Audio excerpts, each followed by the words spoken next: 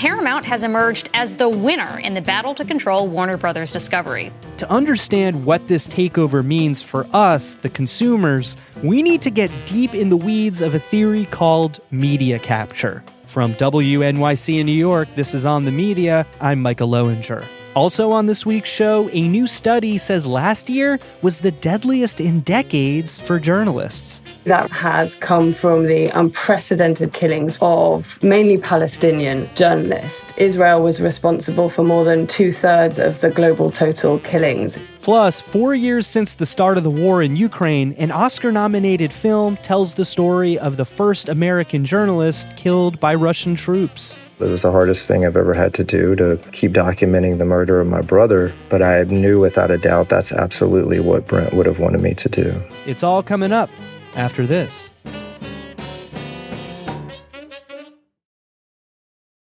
From WNYC in New York, this is On the Media. Brooke Gladstone is out this week. I'm Micah Loewinger. Paramount has emerged as the winner in the battle to control Warner Brothers Discovery. In the high-roller poker game to win the coveted prize of Warner Brothers Discovery, the billionaire-owned Paramount Skydance pushed all its chips into the middle.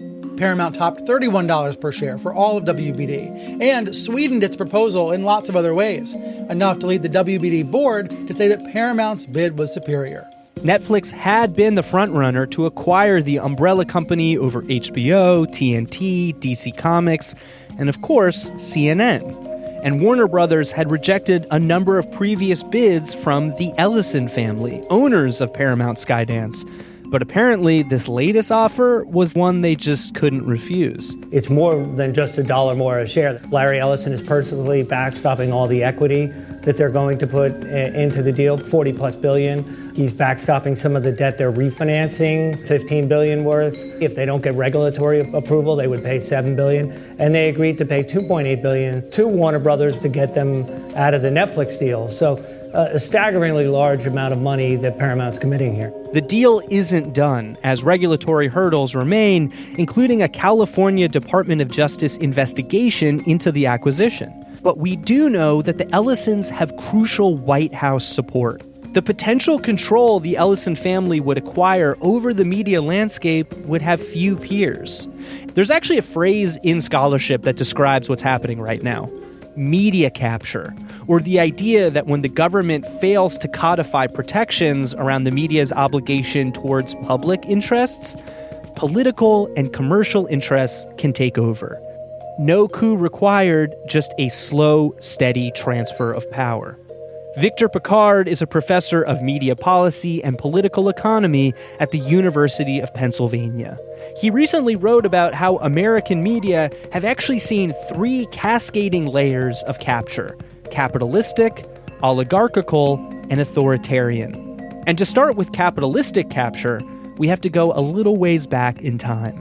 In the late 1800s, early 1900s, in the newspaper industry, there was a structural transformation where they shifted to a more advertising-dependent business model. So they went from relying on advertising revenue, roughly 40% of their overall revenues in the mid-1800s into the 1860s. By the early 1900s, they were relying on advertising for well over 70% of their revenues. And what that did was it changed the relationship between publishers and readers. Publishers saw their readers not as engaged citizens in a democratic society, but primarily as consumers whom they would deliver to advertisers. It also incentivized further media consolidation.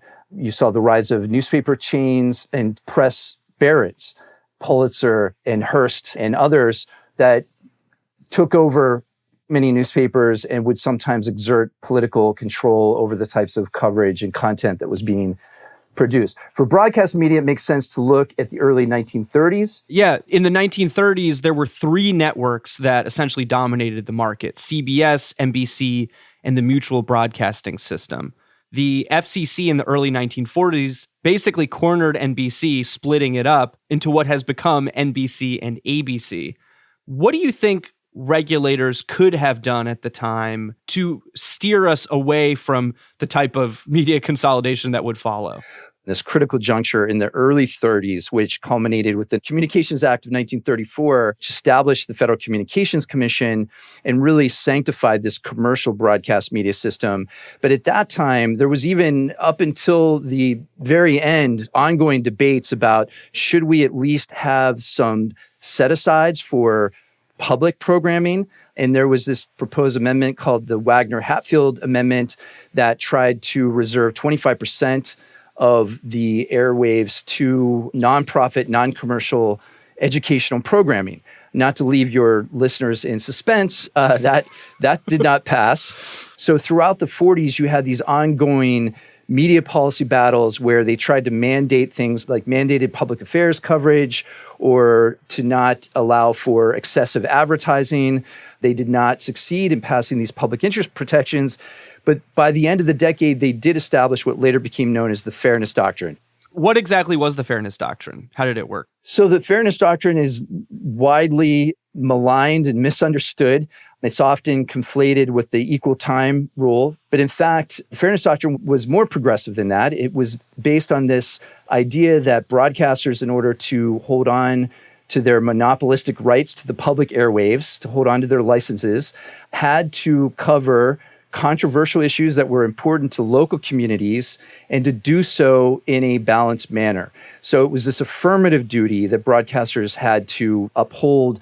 There's a long history to how this very imperfect media policy was deployed and adhered to, but it was at least some kind of social contract that these commercial broadcasters had to give something back to democratic society in order to hold on to their licenses. You talked a little bit about how earlier efforts to introduce some kind of regulation for public interest content fell flat. But in the late 60s, we did finally see the birth of public media. The Corporation for Public Broadcasting was created in 1967. Obviously, it's been defunded by this administration. But how would you say that American public media has compared to other Western democracies? The U.S. was a global outlier pretty much from the beginning when we established this hyper-commercialized broadcast media system. So by the end of the 60s, we did finally establish a public broadcasting system, but it never followed the original blueprint that at least one of the revenue streams would be based on a 5% excise tax on television sets. And so compared to most democratic societies around the world, the U.S. public media system was always deeply impoverished. It was always forced to rely on private capital. So to even call it a public media system really was a bit of a misnomer. Most of its funding came from individual listeners and viewers like us, also foundations, and also corporations, sometimes euphemistically referred to as enhanced underwriting.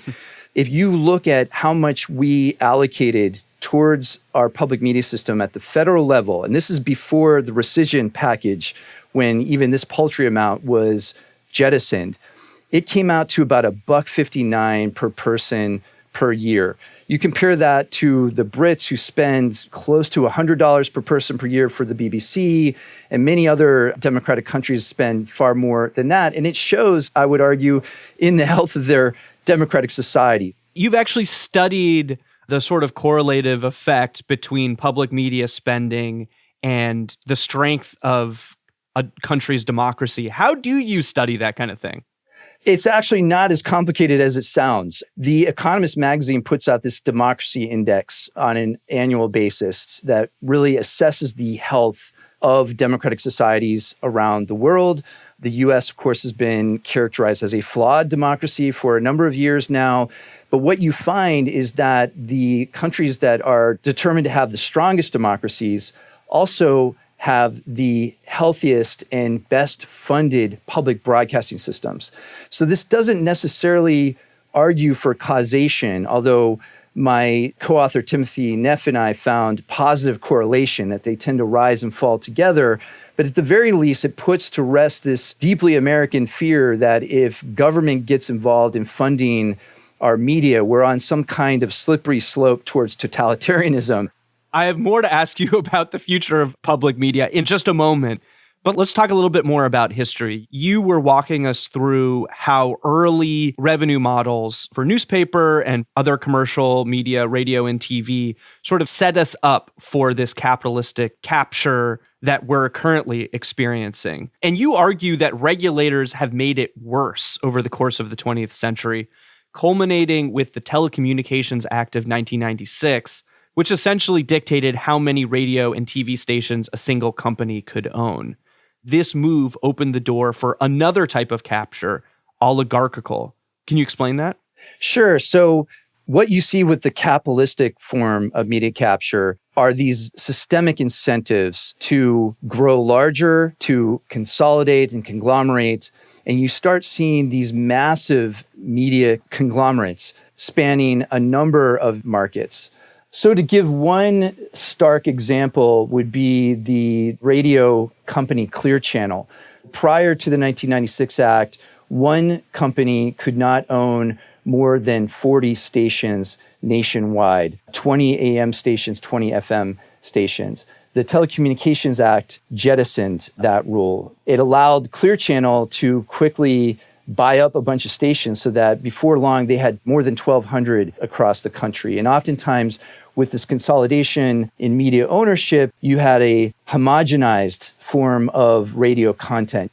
There's one famous example in Minot, North Dakota, a city that had seen its radio market gobbled up by Clear Channel. There was a train crash that sent a noxious gas cloud into the city, and public officials were not able to get word out quickly enough because of this highly automated, highly consolidated local news market, right? That's right. People were calling into radio stations, trying to report and get the word out about this toxic event that was perhaps even life-threatening. Is certainly a public health disaster. Here's a clip from a video on the disaster put together by investigative journalist Sue Wilson. Dispatchers were advising callers to listen to their emergency broadcast station. What should we listen to? A certain radio? KCJB Radio 910. But a full hour after the crash, there was still nothing on KCJB or any other radio station. We've been putting it on over the radio. What's the radio station?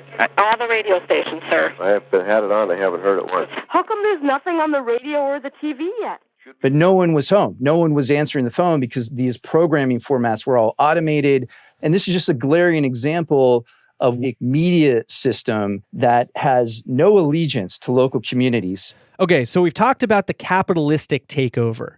The next one on your list is oligarchical. A great example is what's happening right now at the Washington Post with billionaire owner Jeff Bezos. Washington Post is laying off a third of its workforce across both the newsroom and its business operations, a massive blow at a storied newspaper that has struggled in recent years to stay profitable and retain subscribers. Early on, critics like myself began to feel like, maybe we overreacted. When I first heard that he was buying the Washington Post, I thought this is very bad. But then he supported a very robust newsroom that was doing fantastic journalism for a number of years. But I think we should be learning from these mistakes by now.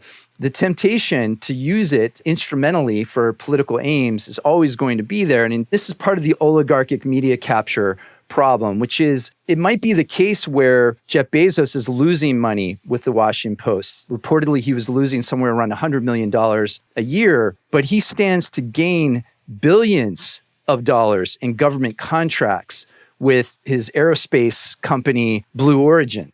It's important to note that there are exceptions, that not every commercial media outlet becomes oligarchic, and that even commercial media outlets are quite capable of delivering amazing content and hard-hitting journalism. So it's not over-determined, but at the same time, there are some deep structural problems that we're going to have to wrestle with. So we've talked about capitalistic capture. We've talked about oligarchical capture. Do you mind just quickly defining what authoritarian capture is? Authoritarian media capture would be a scenario where a government takes over or influences media. And I think in most cases, it's the latter Newsrooms aren't taken over by gunpoint, but instead it's what might be referred to as the Victor Orban model, where governments can rely on friendly oligarchs to police the media for them. And it often happens in subtle ways and gradually, although increasingly in our own political moment, we're seeing quite glaring and obvious interventions from the Trump administration. Yeah, so maybe on the more subtle side of the spectrum, you encourage your buddies, Larry Ellison and Mark Andreessen, to put up cash to buy TikTok. Or maybe you signal that if a certain owner of CBS wants to buy Warner Brothers, then they better not let somebody say bad things about the president, et cetera, et cetera.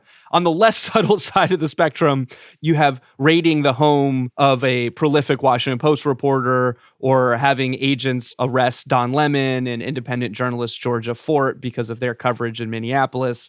So I guess we're kind of getting all flavors of coercion from this administration. Oftentimes, the more dangerous form are these subtle influences, even at the level of the individual psychology of individual journalists, where they're internalizing chilling effect throughout media coverage. And certainly this administration has made it abundantly clear what it sees as off limits. Okay, so let's say tomorrow you and I are sort of imbued with magic powers and we can just snap our fingers and reimagine, remold, rebuild American media from the ground up. We've got well-funded public media. We have, no more billionaires, strong antitrust regulations, etc. What evidence do we have that audiences would like this, would want this? Have people not gravitated away from legacy journalism on their own volition? You're absolutely right to suggest that, it's not as if we can simply build a new media system and they will come. There's this implication that if a news media outlet is no longer profitable, then it's a shame, but it's just going to have to wither away, right? The market has spoken. There's not enough consumer support. But there are many public goods and democratic needs whose value aren't determined by how much they fetch on the open market. An analogy that I sometimes use is public education. Would we just let public schools all wither away? Would we just determine that the market has spoken and we can no longer provide education for all children throughout society because it's no longer profitable? That simply is no way to design a democratic society. And we have to start looking at our media in the same way. It's a public good that should not be left up to the mercy of these market logics. Victor, thank you so much. Thank you so much for having me, Micah. It's been great talking to you. Victor Pickard is the author of Democracy Without Journalism, Confronting the Misinformation Society.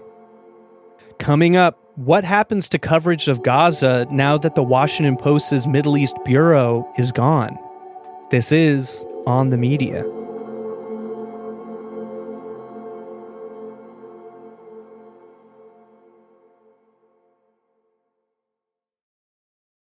On the Media is supported by Dell. Have you been waiting for the perfect time to upgrade your tech? Good news, the wait is over. Dell Tech Day's annual sales event is here, and they're celebrating their best customers with fantastic deals on the latest PCs, like the Dell 14 Plus with Intel Core Ultra processors. They've also got incredible perks like Dell Rewards, fast free shipping, premium support, price match guarantee, and more. And while you're upgrading your PC, you may as well go all out because they're also offering huge deals on their premium suite of monitors and accessories. You know what that means. That's right, you can get a whole new setup with amazing savings. Clearly, this is a sale you don't want to miss. Visit Dell.com/deals. That's Dell.com/deals. WNYC Studios is supported by Odoo. When you buy business software from lots of vendors, the costs add up and it gets complicated and confusing. Odoo solves this. It's a single company that sells a suite of enterprise apps that handles everything from accounting to inventory to sales. Odoo is all connected on a single platform in a simple and affordable way. You can save money without missing out on the features you need. Check out Odoo at odoo.com. That's ODOO.com. I'm Brian Reed, host of Question Everything. We've got a story about a journalist covering an anti-ICE protest who ends up behind bars for more than 100 days for doing journalism. And here's the twist. He was a Trump supporter. A mí se me hace que el tipo es un hombre muy inteligente. I think he's a very intelligent man. Se me hace también que el tipo es carismático. I also think that he's very charismatic. It's a story of real betrayal. Question Everything from Placement Theory and KCRW. This is On the Media. I'm Micah Loewinger.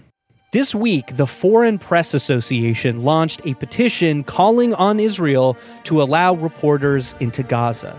Journalists from the BBC, Al Jazeera, Sky News, and more recorded lines for a videotaped plea. For more than 2 years, the Israeli government has refused to allow journalists into Gaza to report independently. To show the world the reality of war. And this fragile ceasefire. Join us.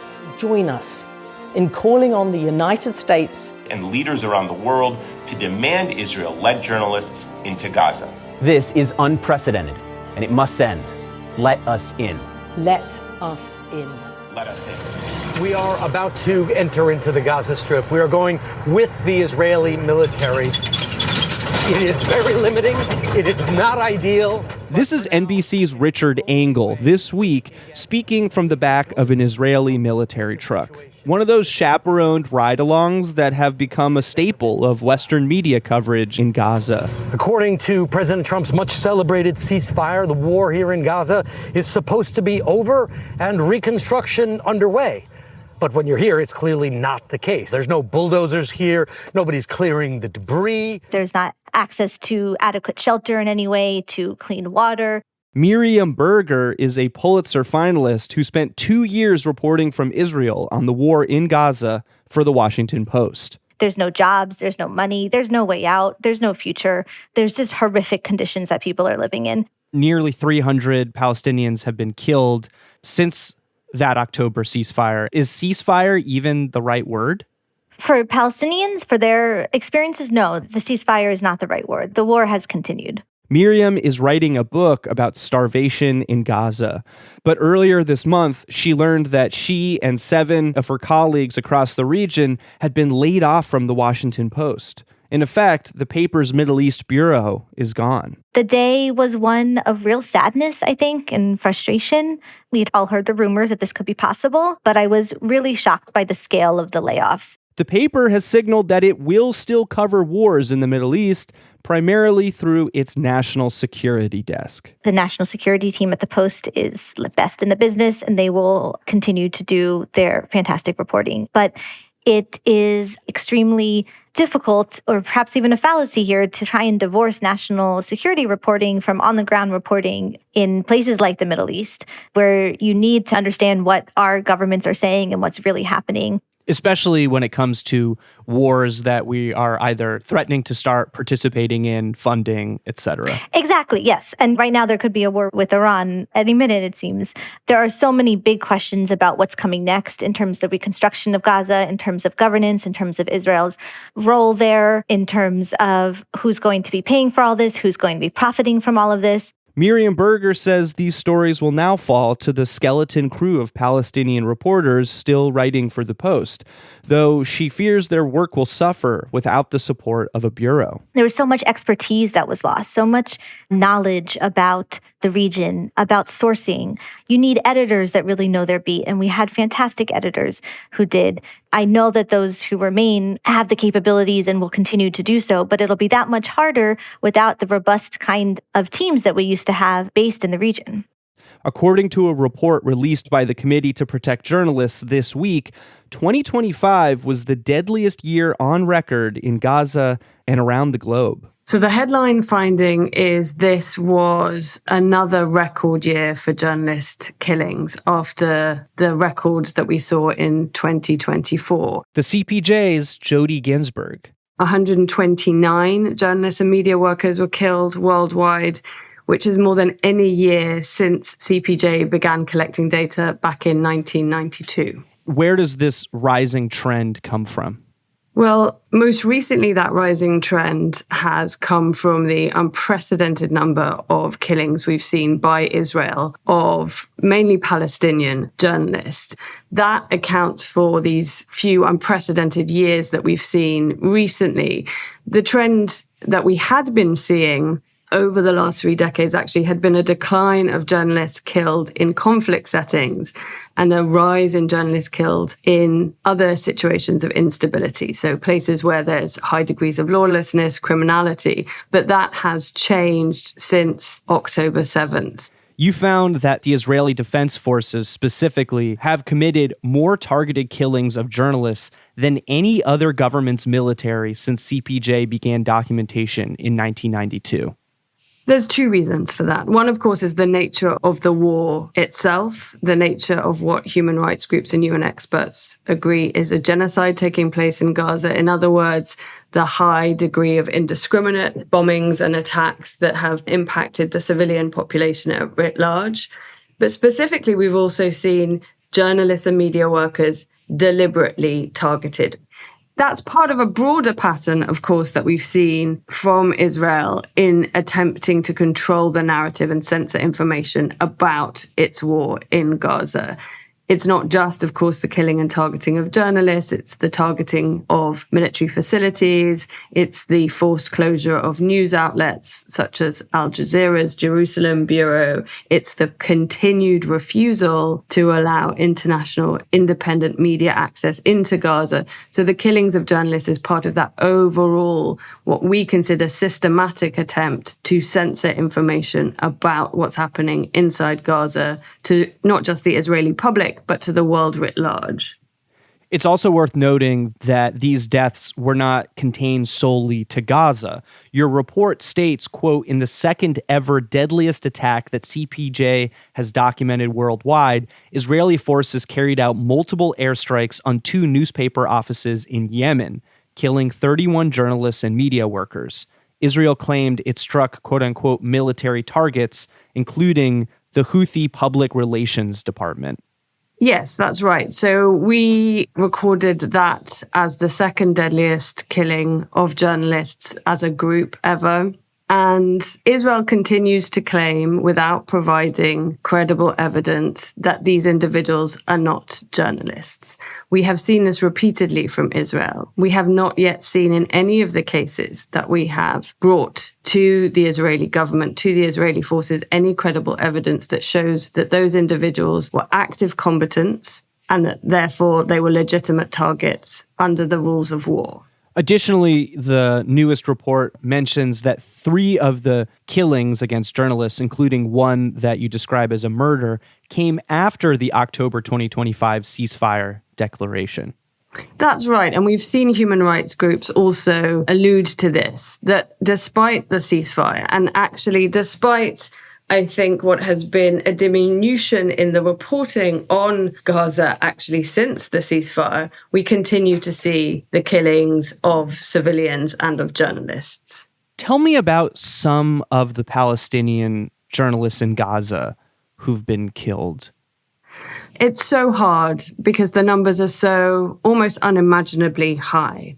But one of the most egregious examples you might remember was the attack on a hospital, a Nasser hospital in Gaza on August 2025, where 5 journalists were among at least 20 killed in what's often known as a double tap strike, although actually it consisted of multi-air strikes. And numerous investigations, including a Reuters investigation, showed that the target was a journalist camera that had been positioned at the hospital for months with the Israeli military's knowledge, and it was providing Reuters with a live news feed, although Israel claimed it was targeting a Hamas camera set up on a hospital stairwell, and there was no evidence that there is a second camera.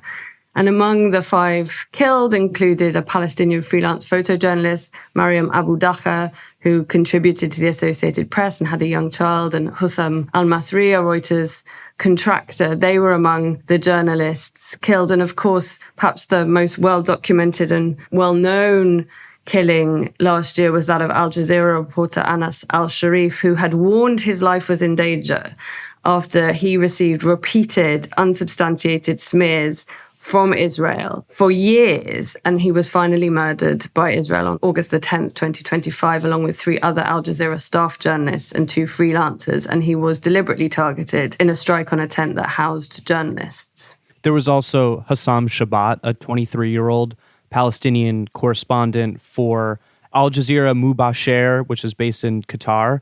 Shabat had also freelanced for Dropsite News, which is a US-based outlet. What happened to him? Hossam was killed in March in an Israeli strike on his car near the Indonesian hospital in northern Gaza's Beit Lahia. And he was heading to a hospital when he was blown up by an Israeli drone. And drone attacks is something that we feature and talk about a lot in the report. An Israeli drone that directly targeted him. Hossam was one of the most well-known journalists, and he'd remained in northern Gaza despite the threats because he wanted to report on Israel's assaults on the territory. Israel accused him of being a Hamas sniper, and again, as we have seen repeatedly from Israel, provided no credible evidence to support their claim. Israel took credit for the attack. This is a pattern that we see from Israel and certainly have seen from Israel prior to October the 7th, but we've seen it repeatedly since October the 7th, that it accuses individuals of being Hamas militants without providing credible evidence. It traditionally has done that often after individuals have been killed. A pattern that we have seen during this genocide is of them accusing individuals of being Hamas operatives, again, providing no evidence, in an attempt, we believe, to justify their subsequent killings. And we saw that in the case of Hossam Shabat, we saw that in the case of Anas al-Sharif, and we've seen that in a number of other cases over the last 2.5 years also. Sudan, Mexico, Russia, and the Philippines were the next deadliest places for reporters. Let's talk a little bit about Sudan, where you documented 9 journalists and media workers who have been killed in the ongoing civil war there. One of the journalists who was killed was the director of the Sudan news agency, Taj Al-Sir Ahmed Suleiman, who was executed by the paramilitary Rapid Support Forces, the RSF, in November, along with his brother in North Darfur State.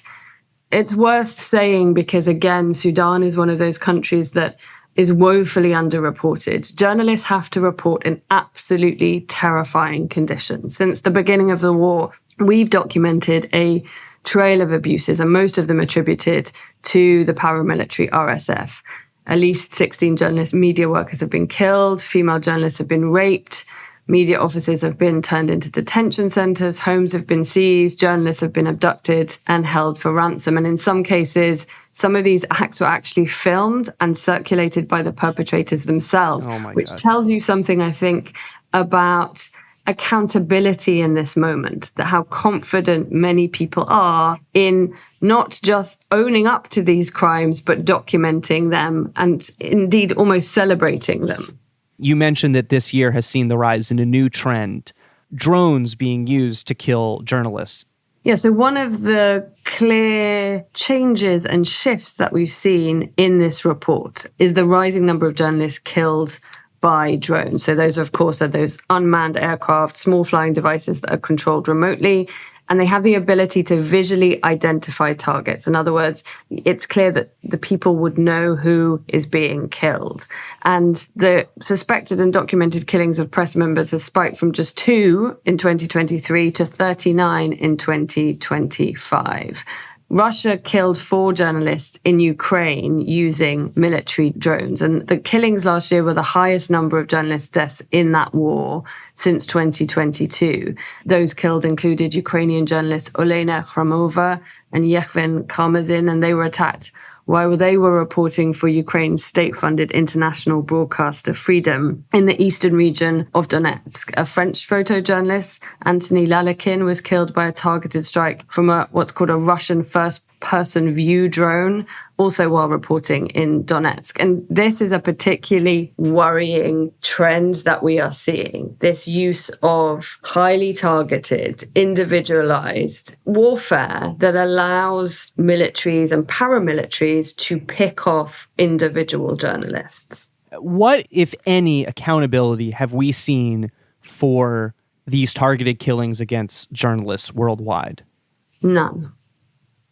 There have been very few transparent investigations into any of these targeted killings, and no one has been held accountable in a single one of the cases of targeted killing that we identify in 2025. And that is not just true, unfortunately, of 2025. That is a very long-standing pattern that we have seen worldwide, that those responsible for the murder of journalists are not investigated, they're not investigated transparently, and they are certainly not held to account. And that is a risk to all of us, because it's not just about the killing of individual journalists. It's not just about the loss of life. It's about the information that those individuals are trying to get out into the world. Killing a journalist is the ultimate form of censorship.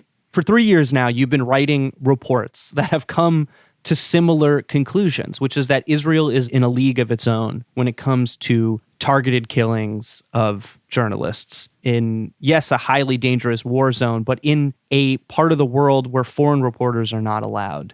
How does it feel for you and your staff to write about this trend year after year with no sign of accountability? It feels both heartbreaking and infuriating, frankly. We have been doing the work to document these killings, these attacks on journalists globally for more than 3 decades. And the reason that we do this is because it's vital to have that information as the first step towards accountability. And yet, even armed with that information, we have seen very, very little concrete action from the international community in holding Israel to account, in ensuring Israel meets its international obligations. And the test of the international system is not that you apply human rights norms only to your enemies. It is that you must apply those norms, those international human rights norms, universally. And a failure to do so undermines the entire global system. And that is a cause of enormous frustration, that the avenues that we have to try to pursue justice, to try to get accountability, to just even, frankly, get a change in behavior are not producing results. And it's not, of course, simply CPJ doing this documentation. This kind of documentation is being also carried out by organizations that work with doctors, with aid workers. We see the same accounts, the same repeated pleas over and over again from a multitude of organizations. And yet we consistently see an unwillingness from the international community to take any concrete action. Jodie, thank you for doing this work. Thank you for having me. Jodie Ginsberg is the CEO of the Committee to Protect Journalists, a nonprofit that tracks threats to the press across the world.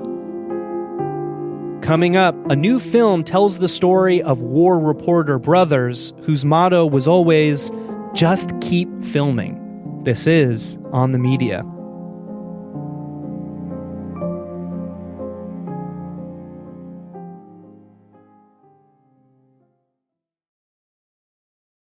I'm Brian Reed, host of Question Everything. We've got a story about a journalist covering an anti-ICE protest who ends up behind bars for more than 100 days for doing journalism. And here's the twist.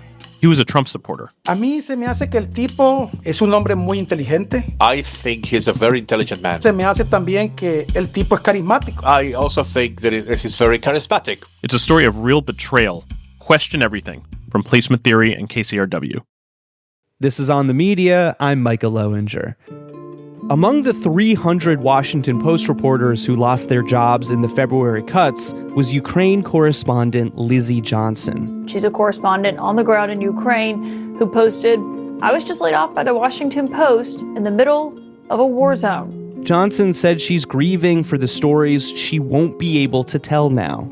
And 4 years in, this week marks the grim anniversary of Russia's full-scale invasion of Ukraine, there are still many, many stories to be told. The cost of covering the conflict has been high. At least 21 reporters and media workers have died, including the American filmmaker Brent Renaud. Brent's collaborator for many years was his younger brother, Craig Renaud. When word got back to Craig that Brent had been shot by Russian forces, he did what he and his brother had always done. He kept filming. Craig and his producer Juan Arredondo used that footage, along with material from their archive, to make the Oscar-nominated documentary Armed Only with a Camera. The short film is part tribute to his brother, part salute to war journalists who are still out there risking their lives. I can always remember there being cameras in our home. Filmmaker Craig Renaud. When my brother was about 10 years old, my dad gave him a Minolta camera. That was the first time he envisioned himself as a journalist. So it was definitely from a very young age that we had this seed planted in our minds. I also remember as kids, my brother had a very active mind and imagination, and my parents gave him a radio, a transistor radio, and we shared a bedroom, and he would lie awake at night listening to the BBC's, international news every night. Tell me a little bit more about your partnership, your relationship working together. What do you think made it successful? I think we complemented each other. Our personalities could not have been more different. I'm very social. I can get people to trust me very quickly. And for Brent, you'll hear him talk in the film, a cocktail party in Brooklyn is more terrifying than being in a war zone. Brent had no ego, no pretense. We grew up in Arkansas, and I think Brent's autism and the way that he saw the world, I just think people could really sense that he did really care. And in terms of our filmmaking, we got to the point where we could nod at each other in a dangerous situation, and we knew exactly what the other one was thinking. Even going back over 20 years of archives making this film, I often had to stop and really think who filmed this particular scene, because we had become so seamless in our work style. One of the reasons my brother died is because of the style of filmmaking that we do. We can't just parachute in and film for 24 hours and parachute out. We spend months and sometimes as long as a year. Like when we were in Iraq, we were embedded for an entire year on the ground with the Arkansas National Guard. And each day that you stay doing that, you're risking your life exponentially because you're putting yourselves right there. But I think the people that you're filming really appreciate that, because you are putting your life at risk to tell their story. And you have time to actually build relationships and trust and depth. Yeah, that's very important. You mentioned that line from the film, how Brent was more comfortable in a war zone than in a cocktail party. Tell me about the places and stories that you two sought out. What kinds of stories were you trying to tell? Well, we always were very interested in character-driven stories. The very first film that we did for HBO was called Dope Sick Love, where we spent a year and a half following heroin addicts in the streets of Manhattan. Tracy from this world, this is all new to her. Sexually, that's what he does for a living, so it's the last thing he really wants to even, address or deal with when he's with me. You can get trapped and caught up in this lifestyle, and once you cross a certain boundary, it's like no turning back. When our approach, whether it was a film like that or in a war zone, was very much with no judgment and just a very fly-on-the-wall cinema verite approach. And our goal was always to place viewers right in the present moment with what people were going through. You capture the moment that Juan Arredondo, a fellow journalist who was injured at the scene, the moment he tells you that Brent had been shot in the neck by Russian soldiers in Ukraine. He just kept repeating it. We've been shot, we've been shot, we've been shot. And he, and I said, where's Brent? And he said, he's been shot too. I've been pulled away into a separate vehicle. He's still there. And I said, where was he shot? And I said, did he have his vest on? And he said, yes. And then I said, was he shot in the vest or the face? And Juan paused. He didn't answer me. And I knew right then Brent was gone. We later see you filming his body in his casket. Right here, you can see where the bullet went in. And a voice out of frame asks you, why are you doing this? I know this is what Brent would be doing. Why did you decide to feature his body so much in the film? my answer was very concrete because I knew exactly what Brent wanted me to do, which is to keep filming. That wasn't a guess. That was from conversations that we had had during 2 decades of being in war zones together. We had many conversations about what do we do if one of us are killed? What do we do if one of us are kidnapped? And the answer was always, we keep filming. It was incredibly difficult. It was the hardest thing I've ever had to do, to keep documenting the murder of my brother. But I knew without a doubt that's absolutely what Brent would have wanted me to do. There's a very powerful moment in the film where you show us the biggest car bomb in the history of Somalia. Brent goes to a hospital to document some of the victims, which is where he meets a man in a hospital bed who calls him over. What is your name? My name is Brent. Brent? Yeah. Can I ask you something? Yeah, please do. The way you hold that camera, it is not just you're just holding it, you're doing it from your heart. I am, man, I am. It really means a lot, dog. You know what I mean? We can change this world, dog. You and I, we can change this world if we wanted to. Yeah. Believe that. That's my favorite moment in the film. And when I was digging through 20 years of archives, I just happened upon this exchange between Brent and this man. And I just felt that it was such a powerful example of somebody recognizing Brent's compassion, but also this moment of shared humanity. And it's interesting because if you know about how Brent and I make films, the way that we hold our camera is physically from the heart, because we are the directors, we are asking the questions, and so we want to be making eye contact with people when we're speaking to them. We don't bury our heads in a lens or with the camera obstructing us. So part of it was the physical way he is holding that camera, but also he's recognizing Brent's heart and the way that he had been interviewing all these wounded civilians and children that had just been injured by this car bomb. He said, "You and I could change this world if you wanted to." I'm just curious what you think he meant.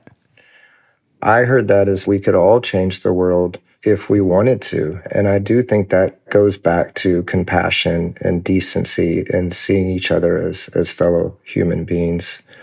I believe what that man is saying too, and I know for Brent, going into places like Somalia with his camera, it really was about trying to change the world.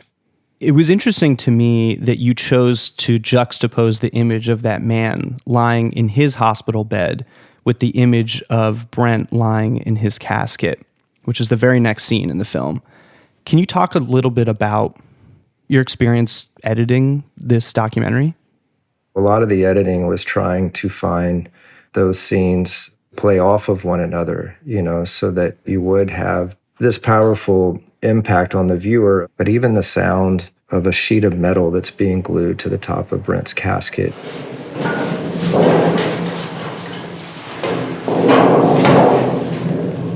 We did not want to shy away from just the horror of war and the violence of it. And for us, we had been documenting other people in conflicts and people losing their lives or limbs. And, why should it be any different in the moment that one of us are killed, And so I felt like I had to approach it the exact way I would have filming anybody, even though it was my brother. You've alluded to sharing these moments with people, often family, a mother, a father's lowest moments. When you look back at some of these most intimate scenes that you've captured, which ones stand out to you? There was a scene that we filmed in Iraq soon after Saddam went into hiding and the bombing was going on, and there was an Iraqi teenager that was killed, and we were filming with his mother. You can hear Brent's voice behind the camera speaking to her. They say the hardest thing is for a mother to lose a child. It is. It's true. I can't sleep. I keep looking to his picture, And she had saved the bloody jeans that were cut off of her son in the operating room. I'll show you his trouser. This is his leg. Look, all these holes from the bomb, and they said we don't hurt civilian people. Look, the blood, look.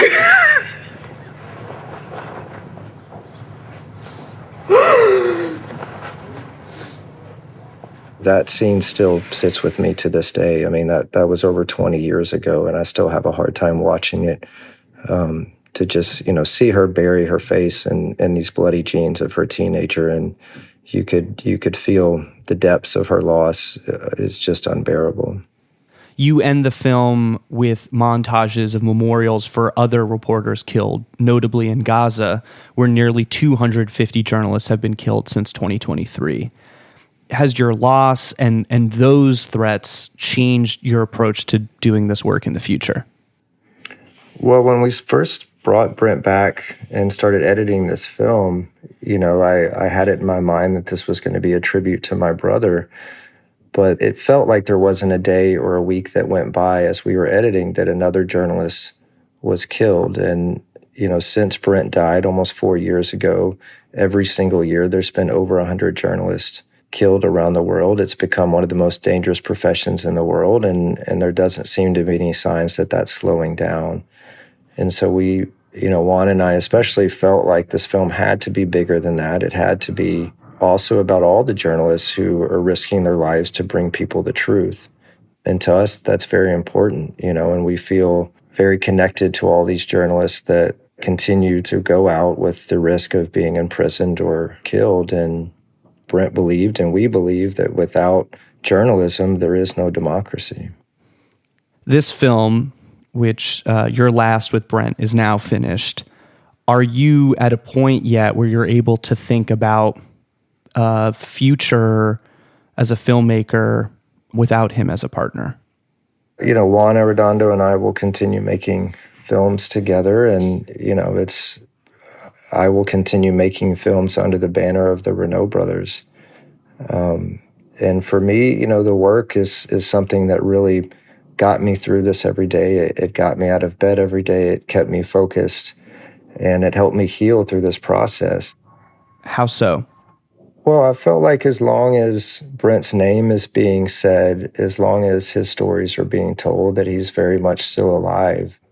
The moment that I found out Brent was killed was both earth-shattering in the sense of, you've just lost your brother, but there was also this calm and this peace that came over me where I felt like, Brent had died doing exactly what he was put on this earth to do, and that his death would not be in vain, and that what he risked his life for is worth it, which is trying to tell the truth and pursue peace through showing the horrors of war and what people are going through. And so that is something that is very healing to me, because it makes you feel like it is worth it. It makes me feel like Brent's death was very worth it. Thank you so much for making this film, and thanks for doing this interview. Thank you very much. Craig Renaud is the director of the documentary Armed Only with a Camera, The Life and Death of Brent Renaud. You can watch the film on HBO Max. Craig has also set up the Brent Renaud Foundation in honor of his older brother to support emerging filmmakers. That's it for this week's show. On the Media is produced by Molly Rosen, Rebecca Clark-Callender, and Candice Wong. Travis Mannin is our video producer. Our technical director is Jennifer Munson, with engineering help from Jared Paul. Eloise Blondio is our senior producer, and our executive producer is Katia Rogers. On the Media is produced by WNYC. Brooke Gladstone will be back next week. I'm Micah Loewinger. I'm Ira Flato, host of Science Friday. For over 30 years, our team has been reporting high-quality news about science, technology, and medicine. News you won't get anywhere else. And now that political news is 24/7, our audience is turning to us to know about the really important stuff in their lives. Cancer, climate change, genetic engineering, childhood diseases.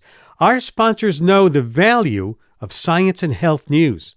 For more sponsorship information, visit sponsorship.wnyc.org.